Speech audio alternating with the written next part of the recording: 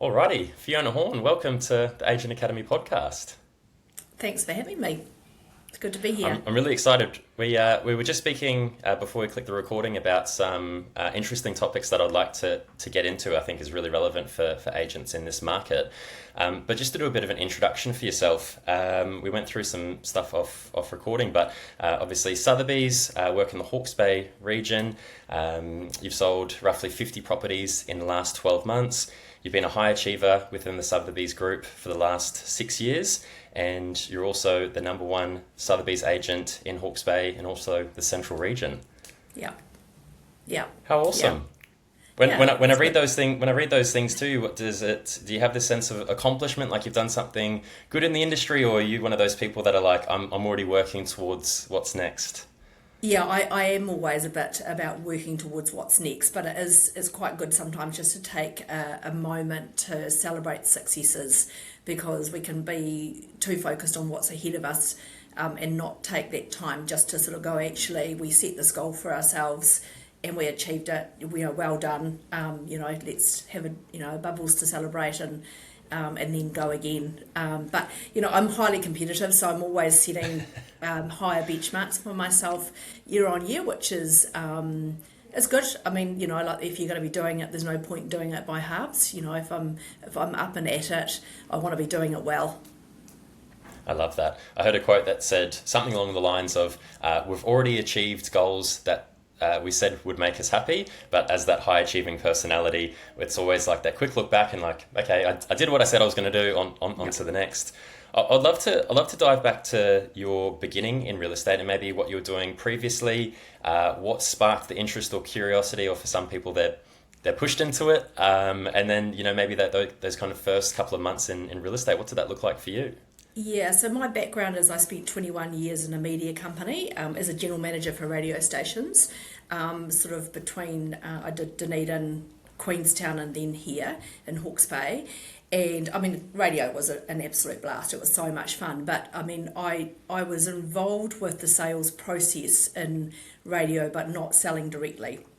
So directing salespeople, if you like, setting targets for them, helping them sort of manage their forward bookings, what's coming up, who are you talking to, what are you talking to them about, what ideas are you putting in front of them, but never actually, I mean, not never, but I very rarely did that direct sales, activity. And radio just got to the point where it got quite tough. We did a lot of restructures. When I say a lot, I think I did 18 restructures over the course of about 18 months, and just took a step back and thought, this is no fun anymore. I don't want to be doing it. And I went for a run, which I used to do pre-radio. I'd be pre-real estate. You don't get so much time for yourself these days. But I went for a run and ran, and then finished the run and rang my old CEO and said, look, I think I'm done. And she said, I can't believe you've lasted this long. So I then rang the current CEO and said, I'm done, I'm out, I'm resigning. I didn't know what I was going to. I had no plans. And I got home and said to my husband, hey, just to let you know, I've resigned from my job. And I mean, he's incredibly supportive. He always has been. And then we sort of worked through that. I worked through that with the company in terms of my exit plan. And as soon as I was able to start talking with some of my clients, I started getting calls, and actually predominantly for most of the real estate companies in the region, because I dealt with them on the other side. So I had a number of offers and a number of opportunities that I could have gone to. The current company that I chose to work with, I said to them, I don't want to sell. I'm not interested in selling. I love managing people. I love designing strategy. I love training. And so they set me up with a role which was, basically, filled any gap that they had in the business. But a lot of it was around one-on-one training with agents and also sales training. So I had to teach myself really quickly about the process, what that looked like from start to finish, and I spent about 14 months doing that, and then just decided one day that actually. I mean, I loved it, and I'm really always grateful for the opportunity that I was given, but I was also heading towards being 50 years of age and didn't want to be answering to a CEO or a general manager anymore. I wanted to actually just frame my own future. And so just decided over the course of a weekend that, maybe I'd give selling a bit of a go, which is what I decided to do. And again, the senior management were very supportive of that because they'd been pushing me to get into sales for the 14 months that I'd been there. So I got into it thinking that, again, I think every new agent does this. They look around the room and they see some of the older guys and they think, well, their phone's ringing. This is going to be really easy. I've got this, this is going to be a really easy way for me to make some good money for the, this next stage of my life. And then reality kicked in, and it was really, really hard. Professionally, that first 18 months was the hardest 18 months of my working career. Over the course of sort of 30 years or 35 years of working, I've always been a hard worker, but I didn't expect it to be so tough. And, I remember actually one of the first weeks, my sister, who's been in real estate for 35 years in Dunedin, was always saying to me, you should get into it. And so I thought, well, I'll ring her because I've got no idea what I should be doing. So I rang her up and I said, Jerry, I'm sitting at my desk and I don't know what to do next. How do I get a listing? And she said, well, I've got no idea. I thought, well, that's really helpful. Thanks very much. But she was at the stage where she didn't really have to think about where those listings were coming because she'd been in the business so long and built her brand. Sure. That she was already an attraction agent. So I did everything in that first 18 months. I door knocked, I letter dropped, I cold called, I did everything, and I hated every minute of it. And then I sort of took a step back and thought, actually, I know people, I do know people. I had lots of connections through, and I was involved a lot with netball. I had, quite a good, strong connections with people at the gym. I'd obviously had a business network that I had built up over 14 or 15 years in the region. And so I just set myself a goal of ringing 5 people a day. That was it. Wasn't a lot, it was just make it simple, make it achievable, don't set myself up for failure. And again, as we were talking about earlier, recognise and reward yourself for when you've done well. And actually, I think that was the turning point. I just want to dive into a couple of things there. First of all, the 18 months where you went through that really challenging period, I'd love to dive into the mindset of, did you have the self-doubt of, what have I done? Should I have done this? Should I go back to what I know and what I'm good at? Or did you maybe have a bit more confidence in yourself and go, no, I know this is just the thing that I need to get through? What was your mindset? It was pretty tough. I did think I was failing every day, and I don't do failure. It's not in my mindset. And again, my husband was very supportive. He's saying, well, if you want to go back, do that. And at the same time, I did have one of the media companies tapping me on the shoulder saying, come and work for us. But I remember a couple of conversations I had with people. One was an agent who I had coached previously. He was working for a competing brand, but he rang me up one day and he said to me, how are you getting on? I said, look, it's actually really tough.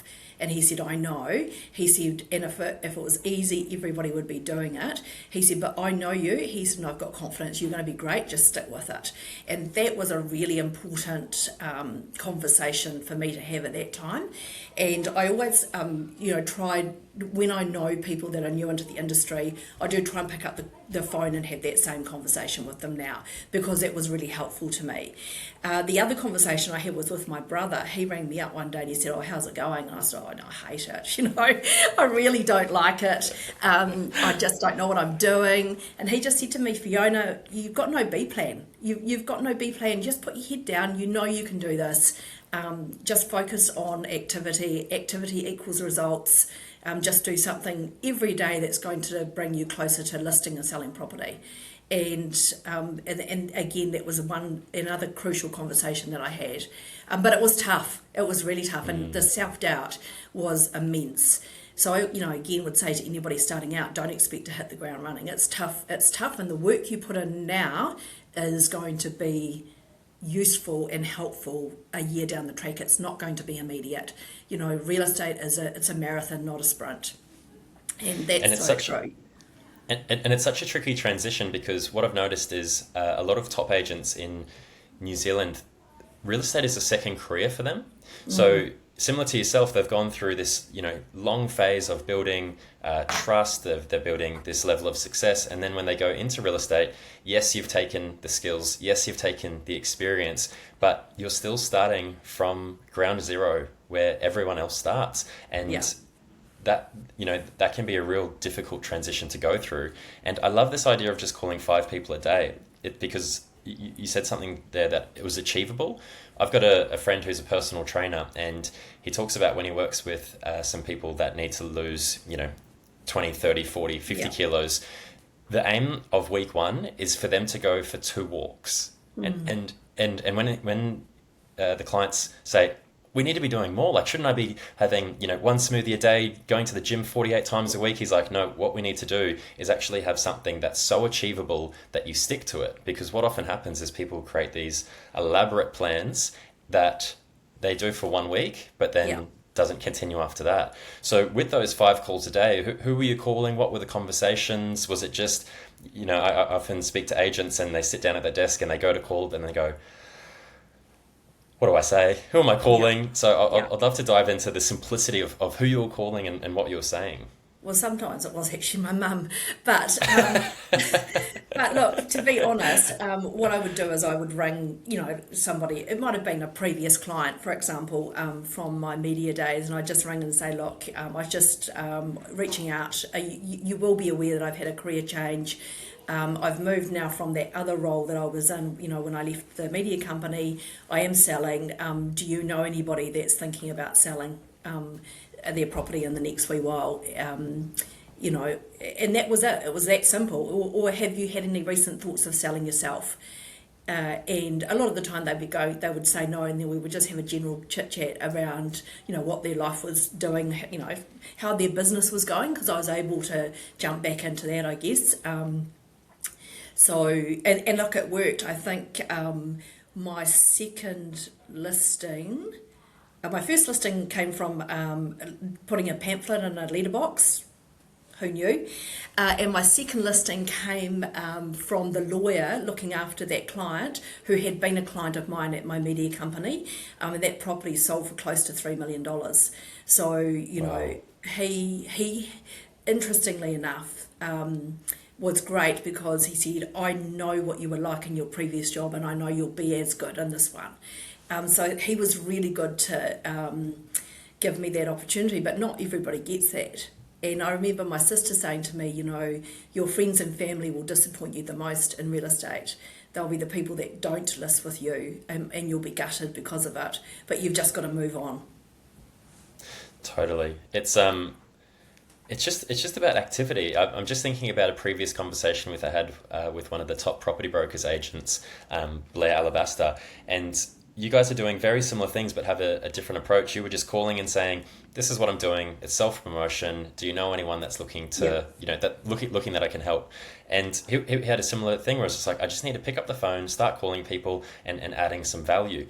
And it's the activity. I think some people are so worried about people saying no instead of going, they're supposed to say no. Like everyone is supposed to say no, and eventually the yeses will come, but they're supposed to say no. Like if I do everything right, 95% of the people that I speak to about this won't be interested in selling their property today. Like that's what's supposed to happen. Yeah, well, I always work on that. If you're not getting rejected, you're not having enough conversations. Yeah. So, if you're not getting rejected enough, then you're just not picking up the phone or getting knee to knee with people enough. So rejection is part of the process. And it's not a rejection of you, it's just a rejection of, it can be anything. It can be the timing could be wrong. It could be an outside factor that you've got no control over. And I'm all about, I can only control my reaction to somebody else's, like what they do. I've got no control over what they do. I can only control my reaction to it. And if I dwell in, the negativity around that, they say no to me and I let that get to me too much, I'm going to be too focused on that and less focused on picking up the phone and talking to the next person. And were there any structural changes, or was there anything that you did intentionally to go from those kind of first couple of sales to then building up the momentum that you've done over the last couple of years? You know, we see a lot of agents go through the roller coaster of they get a couple of listings, but then they lose them, and then they go through their slow period, and then they get busy, and then they go through their slow period again. What were you able to do when you were going through that busy period to get to busier and busier and continue that growth cycle? Yeah, well, I went in that first year. I went 5 months without doing a deal, and I remember actually being at Eric and having a couple of drinks with some people afterwards, and we were talking about, obviously it was a few years ago, and it was just as the Teams as a concept was starting, and I remember over a drink saying I'd love to be in a position, to get a PA. Because I'm inherently lazy. I mean, I'd been managing people for 21 years, so I hadn't really done anything but delegate to people, good people.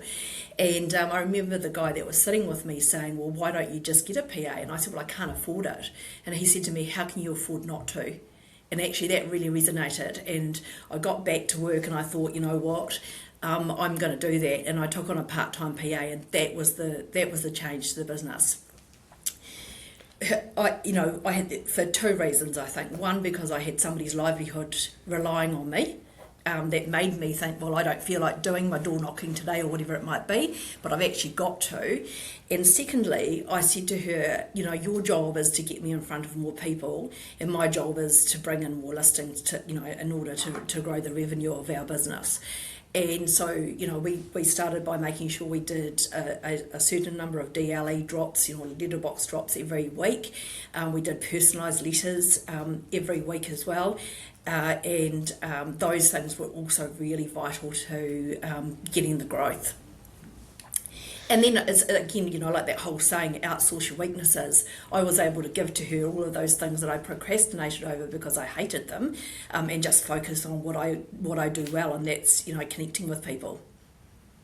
And how did you go with that delegation? Obviously, it was maybe a little bit easier for you in terms of, your previous role where you were in that management, so you had to trust the capabilities of other people. But I see a trend with a lot of high achievers in the industry where that delegation is quite difficult for them because they want things done at a certain level, but they don't take into consideration that this person may not have done that before, or they're still working on that skill set. So maybe for yourself it would have been a little bit easier. But do you have any advice for people when they're looking to build out their teams and to have the patience, or how they can maybe take on the responsibility and accountability for their coaching isn't good, which is why the staff member may not be achieving things to the certain quality?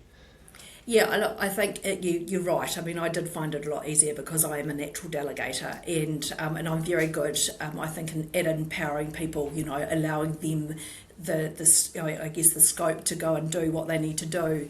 If they get it wrong, then we might talk about, what we could do differently to stop that happening the second time. I'm also really, I think, very good at not coming down on people heavy. I think that's really important. I think the key thing, and the thing that I see with a lot of agents, is they don't hire well. The hiring process is the most vital part of it. So hire well, make sure you're robust with your referee checking. I think a lot of people might sort of say, look, we want to check a couple of referees, go for 5, because the last 2 people they give you are the people that are going to tell you the truth. If the referees are not saying good things about them, or there's a couple of things that consistently come out, even if you really like them, don't go with them. The hire is vital. If you get it wrong, your business is going to go backwards. And then I think if you've got people around you that you can lean on for some additional training with that person, that's a really good thing as well. You don't necessarily know it all yourself. So outsourcing your weaknesses again, bringing in other people. If there's another PA on the team with somebody else, see if you can tap into them, say, look, can I pay you on a Saturday to do some training with my PA? Make sure you clear it off with the agent that person's working for, but don't get in the way of their work. Just use the people around you. I love that. Is there any particular questions that you're asking to try to get to know that person, or is there tasks that you're getting them to perform, or what would your hiring process actually look like? Yeah, I'm quite lucky in that the company I work for has got some very good, strong back-end systems. I guess I'm less involved in that process than I used to be. And actually, I haven't really had to hire it. Well, my PA left after 7 years midway through last year, so that's the first time I've had to hire. And I had quite specific questions for that person, actually around attitude. I think if you hire for attitude, you can teach everything else. I would make sure that in terms of testing, you've got some sort of depending on what your systems are, how proficient are they with the computer. Are they active? Can they drive your social media? We did try an outsourced PA system just for extra support last year, and it was a disaster because that person didn't even have Facebook, and we hadn't, or Instagram, and we hadn't actually asked that beforehand because we just assumed everybody did. So it's getting them to actually demonstrate that they know how to and are capable of using the tools that you want them to use. Not necessarily your CRM system, because it might be quite unique to the business and they might not know it, but they should know, how to use PowerPoint or I don't even know, Excel, all those sorts of things. How proficient are they with AI? What skills can they bring to the business that can help you? Because I guess, at my age and stage, I am getting left behind. I know that with AI, but I've got most of the rest of my team who are under or 40 and under, and their job is to keep us current. Totally. I love that. I think just the attitude of, I need to spend time with this person to get to know who they are rather than the skills that they carry as a first stepping stone. And then once I can trust who they are, the attitude, they're going to work on themselves, they're going to work on the skills, well, then the next level is the skills. And then doing that background check, you're right, it's so easy to just call one or two and then, it's a tick box thing rather than going, no, this person can actually make or break my business for the next 6 months. Like the wrong hire is going to spend 3 or 4 months of my time. It's going to slow me down, and then it's going to spend another couple of months having to rehire again. So doing those extra 3 calls, which takes 15 minutes, can actually save you 6 months of pain. Like it's such a small investment, but the return is absolutely massive.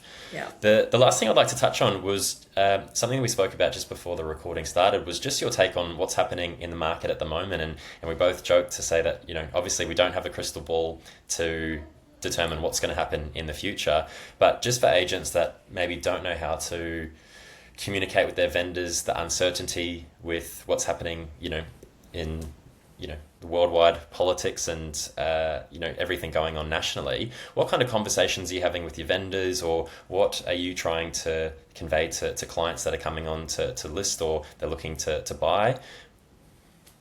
Yeah, I think, you're right. I mean, we talk about that, the fact that nobody has a crystal ball. We actually don't know what's around the corner, and we think it's bad at the moment. It potentially actually could get a whole lot worse. So selling now, again, there would be the conversation, sell now. Well, we know what the market's doing now. Yes, there's a bit of uncertainty, but, what I would be saying to clients at the moment is, in the last sort of 4 weeks, we've run a campaign where we've had 74 people through the property and multiple offers on that. It wasn't quite an outstanding property, but we know buyers are out there. Our inquiry activity over the last sort of 7 days has actually increased. So maybe there are people that are thinking, we don't know what's happening. Interest rates might rise. We've got our pre-approval now. Let's just go with it. So the reality is, people always need to transact in real estate, whether they're downsizing, upsizing. There's a death, there's a divorce. Debt. We know that there are the 3 key Ds of sales, and we just need to be there for them when that's happening, and navigate them through the process with really strong structure. It's a process that we follow that's going to get you top dollar, not the promise of top dollar ultimately. So this is the process that we will undertake. So when I'm talking with my clients at the beginning, I talk about what are we going to do pre-launch, how are we going to launch them, what's our conversation going to be with buyers around price guide, what's my communication strategy going to be with the vendors. I think that's one thing that agents do let themselves down on. So when are you going to hear from me after the open homes? When are you going to get a weekly report? How are we going to communicate outside of those areas? So obviously we run a WhatsApp group for each of our properties, and my whole team can be on there communicating. So if I'm doing something like this, or I'm in a listing presentation and we've got a buyer that wants to see a property, the team can be communicating directly with the vendor on that, and we get a lot of positive feedback around our communication strategy. But I think ultimately as an agent, at the moment, it's about being seen more and heard more than anybody else. So when the market's uncertain, we know people are still going to be transacting. We just need to make sure we get a bigger share of what might be a declining pie. So in order for us maybe to do the same numbers as last year, we really have to ramp it up in order to do that. And that's good. So I've just over the last sort of week or so have just planned to double all of my marketing. I've increased all my radio, increased all my social media, increased my Google stuff. Just everything that I'm doing, I've doubled it up because other agents will be pulling back, and the more I'm heard, the more likely I am to get the call. I love that. What I'm really getting is it's okay to say you don't know what's happening, but it's not okay to say that you don't have a plan. So with your vendors, it really feels like, it's okay to say, I have no idea what's going to happen, because no one does. But with the knowledge that we do have, this is my strategy. This is my plan. This is how you're going to hear from me. You're going to stay up to date with the process. And when things do change, you can have the trust that I will have a strategy for whatever happens in the future, and you're going to hear from me. So I almost feel like agents are worried to say they don't know what's happening because they don't then have a plan. But it's okay from like what you're saying, it's okay to say, I don't know what's going to happen, but with the knowledge that we do have, this is how we can execute to the highest level of success with your current situation. Yeah, and making sure, we're going to elevate your property above every other property on the market at the moment, so that buyers who are looking see yours first. That's the key to it. We're going to finish it there. I'm just going to finish on one thing that you said, which was you're investing more at the moment. When every agent's taking, maybe not every agent, when a lot of agents are taking a step back, you've then taken a step forward. So, it's not a, they've taken one step back and you've stayed the same. They've taken one step back and you've taken one step forward. So you've gotten a 200% increase on your marketing because there's less noise. Fiona, this has been a great conversation for anyone that's listened. I think they've got a huge amount of value that they can take both, mentally and, also just adding some activity into the week. I'd love to be able to catch up in 6 to 12 months' time and be able to continue to build upon this conversation. Yeah, perfect. I've enjoyed being here. Thanks for having me, Mitch. And I'm happy to jump in anytime you need me. Awesome. Thank you, Fiona. Perfect. Cheers. See ya.